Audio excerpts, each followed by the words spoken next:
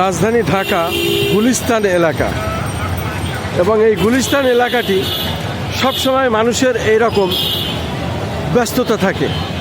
মূলত রাজধানী ঢাকা একটি ব্যস্ততম শহর এবং এই গুলিস্তানটি সবথেকে বেশি ব্যস্ততা দেখা যায় এবং মানুষের ভিড় দেখা যায়, সবসময় জমজমাট লেগে থাকে। মূলত গুলিস্তান এলাকাটি এমনই। রাজধানী ঢাকার এই গুলিস্তান সারা বাংলাদেশের প্রত্যেক জেলার মানুষই এখানে আসেন। পাশাপাশি দেশি বিদেশিরাও রাজধানী ঢাকায় যখন আসে, যেহেতু গুলিস্তানের আশা লাগে। গুলিস্তান এলাকাটি এমনই যেখান থেকে গাড়ি বিভিন্ন দিকে যায় এবং মানুষের চলাফেরার রুট এদিকে, সে কারণেই তাদের আশা লাগে। আমি গুলিস্তান এই এলাকাটি দেখিয়ে যাচ্ছি।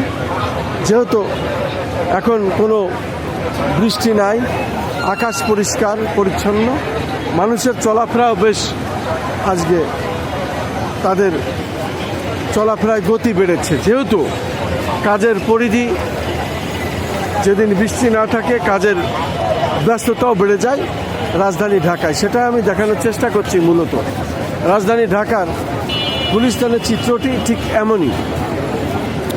আজকে পরিচ্ছন্ন এই আবহাওয়া, যে কারণে আমি দেখতে পাচ্ছি রাজধানী ঢাকায় আজকে মানুষের বেশ প্রাণ চঞ্চলতা ফিরে এসেছে এবং মানুষ চলাফেরা করছে বেশ ভালো।